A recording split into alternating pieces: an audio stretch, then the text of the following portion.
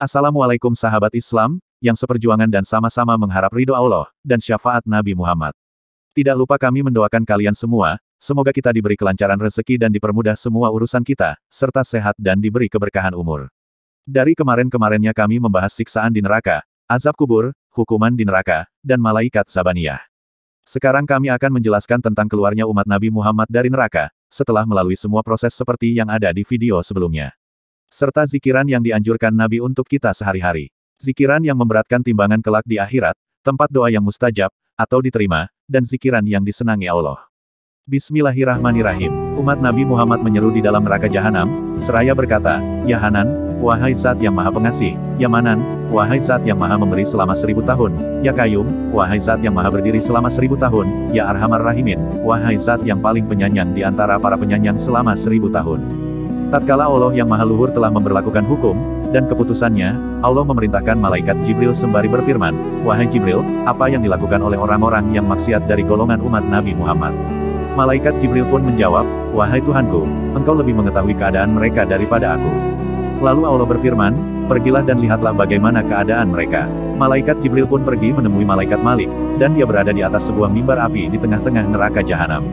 Tatkala malaikat Malik melihat malaikat Jibril, dia pun berdiri sebagai bentuk mengagungkan malaikat Jibril.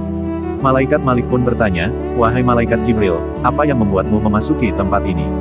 Lalu malaikat Jibril menjawab, Apa yang telah kamu perbuat pada orang-orang yang maksiat dari golongan umat Nabi Muhammad? Malaikat Malik menjawab, Alangkah buruk keadaan dan sempitnya tempat mereka, api neraka telah membakar jasad-jasad mereka, api neraka telah memakan daging-daging mereka, dan tersisa wajah dan hati mereka yang memancarkan cahaya keimanan. Malaikat Jibril pun berkata, Angkatlah hijab penghalang sehingga aku melihat mereka. Lalu malaikat Malik memerintahkan para malaikat penjaga neraka, lalu diangkatlah hijab dari mereka. Tatkala mereka memandang malaikat Jibril, dan melihatnya sebagai sebaik-baiknya makhluk, maka mereka mengetahui bahwa dia bukanlah tergolong malaikat siksa. Mereka pun berkata, Siapakah hamba ini, yang mana tidaklah datang seorang pun yang lebih baik-baik daripadanya. Malaikat Malik pun menjawab, Ini adalah malaikat Jibril, yang telah mendatangi Nabi Muhammad dengan membawa wahyu. Tatkala mereka mendengar sebutan nama Nabi Muhammad, mereka semua menjerit sambil menangis, dan mereka berkata, Wahai malaikat Jibril, sampaikanlah salamku kepada Nabi Muhammad dari kami, dan kabarkanlah kepada beliau tentang buruknya keadaan kami. Kami telah dilupakan dan kami telah ditinggalkan di dalam neraka. Malaikat Jibril pun pergi sampai dia menghadap Allah yang Maha Luhur. Allah yang Maha Luhur pun berfirman, Bagaimana kamu melihat umat Nabi Muhammad? Malaikat Jibril pun menjawab, Alangkah buruk keadaan mereka dan sempitnya tempat mereka. Lalu Allah berfirman, Apakah mereka meminta sesuatu? Malaikat Jibril pun menjawab, Iya wahai Tuhanku, mereka meminta agar aku menyampaikan salam kepada Nabi Muhammad, dan mengabarkan tentang buruknya keadaan mereka. Allah pun berfirman, Pergilah dan sampaikan salam itu.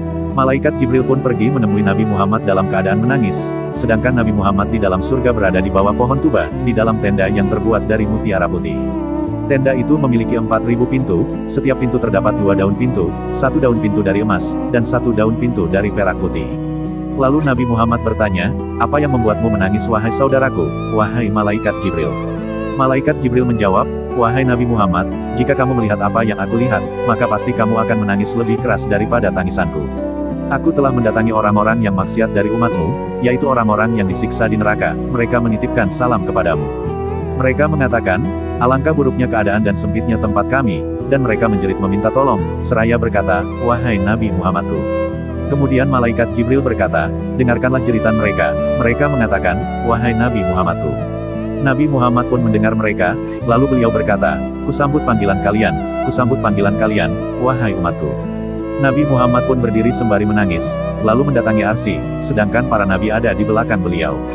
Nabi Muhammad menjungkur bersujud, lalu memuji-muji kepada Allah yang Maha Luhur, dengan pujian yang mana tidak seorang pun yang memuji seperti beliau. Mendengar pujian itu Allah pun berfirman, Wahai Nabi Muhammad, angkatlah kepalamu, mintalah maka kamu akan diberi, mintalah syafaat maka kamu akan diberi izin untuk memberi syafaat. Nabi Muhammad pun bersabda, Wahai Tuhanku, orang-orang celaka dari golongan umatku, telah berlaku keputusanmu, dan hukum perintahmu di dalam perkara mereka, dan aku berdiri untuk mereka, maka berilah aku syafaat di dalam perkara mereka. Allah yang Maha Luhur pun menjawab, Aku telah memberikanmu syafaat di dalam perkara mereka. Lalu Nabi Muhammad datang bersama para nabi, untuk mengeluarkan orang yang mengucapkan lafaz, La ilaha illallah, Muhammadur Rasulullah. Nabi Muhammad pun pergi ke neraka jahanam. Tatkala malaikat Malik melihat Nabi Muhammad, maka malaikat Malik berdiri untuk mengagungkan beliau. Nabi Muhammad pun bertanya kepada malaikat Malik, bagaimana keadaan umatku yang celaka? Malaikat Malik pun menjawab, alangkah buruk keadaan mereka dan sempitnya tempat mereka. Nabi Muhammad pun bersabda, bukalah pintu neraka jahanam itu, dan angkatlah tangga itu. Tatkala penghuni neraka melihat Nabi Muhammad, maka mereka semua menjerit, seraya berkata, wahai Nabi Muhammadku, api neraka telah membakar kulit-kulit dan daging-daging kami. Kami telah ditinggalkan dan dilupakan di dalam neraka. Nabi Muhammad pun menyampaikan alasannya kepada mereka, karena sesungguhnya aku tidak mengetahui keadaan kalian. Mereka semua pun dikeluarkan dari neraka jahanam, dan mereka telah menjadi arang yang sangat hitam, api neraka telah memakan mereka. Nabi Muhammad pun pergi membawa mereka menuju sebuah sungai yang berada di sekitar Arsy. Sungai itu dinamakan Nahrul Hayat, atau Sungai Kehidupan. Mereka pun dimandikan di dalam sana, lalu keluar dalam keadaan muda, tanpa bulu, tanpa jenggot, lagi bercelak mata, seolah wajah-wajah mereka seperti bulan. Tertulis pula di atas kening mereka ini adalah orang-orang yang dibebaskan Allah yang Maha Pengasih dari dalam neraka. Mereka pun memasuki surga, lalu mereka merasa dikucilkan di dalam surga. Mereka pun memohon kepada Allah untuk menghapus tulisan itu dari mereka, lalu Allah pun menghapusnya dari mereka. Lalu tatkala penghuni neraka, atau orang kafir melihat bahwa orang-orang Islam telah dikeluarkan dari dalam neraka, mereka berkata, andai kami adalah orang-orang Islam, niscaya kami dikeluarkan dari neraka. Itu adalah firman Allah yang maha luhur yang berupa, orang-orang yang kafir itu seringkali nanti di akhirat menginginkan, kiranya mereka dahulu ketika di dunia menjadi orang-orang muslim. Surat Al-Hijr, ayat 2. Diriwayatkan dari Nabi Muhammad bahwa sesungguhnya beliau bersabda, akan didatangkan maut, atau makhluk yang bernama maut atau kematian di hari kiamat seperti domba yang sangat garang. Lalu dikatakan, wahai penghuni neraka, apakah kalian mengerti domba garang ini? Mereka pun menjawab, iya. Lalu mereka melihat dan mengetahui bahwa domba garang itu adalah maut atau kematian. Dan dikatakan lagi, wahai penghuni neraka, apakah kalian mengerti domba garang ini? Mereka pun menjawab, iya. Lalu maut itu disembelih di antara surga dan neraka. Kemudian dikatakan, wahai penghuni neraka, selamanya dan tidak ada kematian di dalam neraka. Wahai penghuni neraka, selamanya dan tidak ada kematian di dalam neraka. Maka demikian itu adalah firman Allah yang maha luhur yang berupa, dan berilah mereka peringatan tentang hari penyesalan, yaitu ketika segala perkara telah diputus. Dan mereka dalam kelalaian dan mereka tidak pula beriman. Surat Maryam, ayat 39. Diriwayatkan di dalam Khobar, tatkala neraka jahanam didatangkan, maka terdengarlah jeritan, lalu setiap umat berlutut di atas lutut mereka karena takut dan bingung. Dan itu adalah firman Allah yang maha luhur yang berupa, dan pada hari itu kamu lihat tiap-tiap umat berlutut. Tiap-tiap umat dipanggil untuk melihat buku catatan amalnya. Pada hari itu kamu diberi balasan terhadap apa yang telah kamu kerjakan. Surat Al-Jatsiyah, ayat 28. Lalu tatkala mereka melihat neraka dan mendengarkan jeritannya, sebagaimana Allah yang maha luhur berfirman, apabila neraka itu melihat mereka dari tempat yang jauh, mereka mendengar kegeramannya dan suara nyalanya. Surat Al-Furqan, ayat 12. Dari perjalanan 500 tahun, maka setiap orang mengatakan, diriku, diriku, bahkan sampai Nabi Ibrahim, Nabi Musa, kecuali Nabi Muhammad. Maka beliau mengatakan, umatku, umatku. Di sini Nabi Muhammad memikirkan umatnya, sedangkan Nabi yang lain memikirkan dirinya sendiri. Begitu besarnya perjuangan beliau dan pengorbanan beliau, semoga kita mendapatkan syafaat Nabi Muhammad. Tatkala neraka jahanam telah didekatkan, maka beliau berkata, wahai api neraka, demi hak orang-orang yang sholat, demi hak orang-orang yang bersodakoh, demi hak orang-orang yang khusyuk, dan demi hak orang-orang yang sabar, maka kembalilah. Namun api neraka tidaklah kembali. Lalu malaikat Jibril berkata kepada neraka jahanam, demi hak orang-orang yang bertaubat, air mata, dan tangisan mereka atas dosa-dosa, maka kembalilah. Lalu api neraka pun kembali. Lalu didatangkanlah air mata orang-orang yang bermaksiat, kemudian disiramkan ke api neraka, maka matilah api neraka itu sehingga ia menjadi seperti api dunia yang mati sebab air dan debu. Di dalam khobar lain diriwayatkan, tatkala para makhluk dikumpulkan di dalam mahsyar, dan didatangkan neraka jahanam kepada mereka dalam keadaan terbuka pintu-pintunya. Api neraka pun mengelilingi penghuni mahsyar dari sisi depan, sisi kanan, dan sisi kiri mereka. Mereka pun memohon pertolongan kepada Nabi Muhammad dan kepada malaikat Jibril. Lalu Allah berfirman, wahai Nabi Muhammad, janganlah takut, kibaskan debu kepalamu. Beliau pun mengibaskan, lalu Allah menjadikan debu yang ada di kepala beliau sebagai mendung hujan, yang berhenti di atas kepala orang-orang mukmin. Lalu Allah berfirman, wahai Nabi Muhammad, kibaskanlah debu yang ada di jenggotmu. Beliau pun mengibaskan, lalu Allah menjadikan debu yang ada di jenggot beliau, sebagai penghalang di antara mereka, dan di antara api neraka. Kemudian Allah memerintahkan beliau untuk mengibaskan debu dari tubuh beliau. Beliau pun mengibaskan, lalu Allah yang maha luhur menjadikan debu dari tubuh beliau, sebagai karpet hamparan di bawah telapak kaki mereka, dan mencegah mereka dari api neraka Lasa, lantaran berkah Nabi Muhammad. Telah datang di dalam khobar, didatangkan seorang hamba di hari kiamat, unggullah amal-amal buruknya melebihi amal-amal baiknya. Malaikat pun diperintahkan membawanya ke dalam neraka, lalu berkatalah sehelai bulu dari bulu-bulu kedua matanya, seraya bulu itu mengatakan, "Wahai Tuhanku, sesungguhnya Rasulmu, Nabi Muhammad bersabda, dimanapun mata yang menangis karena takut kepada Allah yang Maha Luhur, maka dia mengharamkannya pada neraka, maka sesungguhnya aku pernah menangis karena takut kepadamu, maka selamatkanlah aku dari neraka." Lalu Allah yang Maha Luhur pun mengampuni hamba itu, dan menyelamatkannya dari neraka sebab berkah tangisnya karena takut kepada Allah di dunia.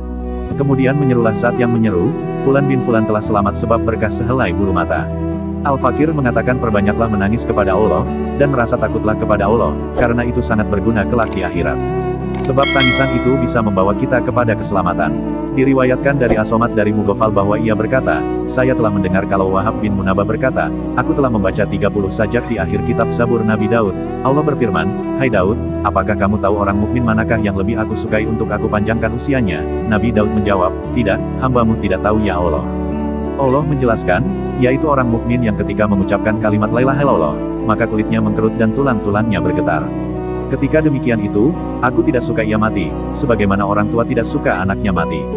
Akan tetapi kematian sudah pasti akan menemuinya. Aku ingin membahagiakan dia di sebuah desa, selain desa yang ada di dunia ini, karena kenikmatan dunia adalah cobaan. Dalam artian ketika mendapat kenikmatan bisa bersyukur atau tidak. Al-Fakir mengatakan, jangan lupa bersyukur. Kemudahan di dunia adalah suatu beban. Di dunia terdapat musuh yang mendekatkan kalian pada kerusakan, yang tidak mengalir sebagaimana darah mengalir. Karena sifat dunia yang seperti ini, maka aku mempercepat para kekasihku menuju mati di usia pendek. Andai sifat dunia tidak seperti itu, niscaya Nabi Adam dan anak cucunya akan panjang umur, sampai ditiup sangkakala, sebagai tanda datangnya hari kiamat. Dengan sanad ini, terdapat sebuah riwayat dari Anas bin Malik bahwa ia berkata, Rasulullah bersabda, barang siapa membaca la ilaha illallah, dan orang itu memanjangkan bacaannya, maka 4.000 dosa besarnya telah sirna. Hadis ini diriwayatkan oleh sahabat Ali. Terdapat hadis dari Abu Hurairah, Nabi pernah bersabda, ada dua kalimat yang sangat disenangi Allah, dan ringan untuk diucapkan di lisan, serta memberatkan pada timbangan amal atau mizan kelak di hari kiamat, yaitu lafaz subhanallah wa bihamdihi subhanallahil azim. Ini adalah bacaan yang bisa memberatkan pada timbangan amal atau mizan kelak di hari akhirat. Terdapat hadis lain yang menceritakan doa yang mustajab atau diijabai, dalam artian diterima doanya oleh Allah.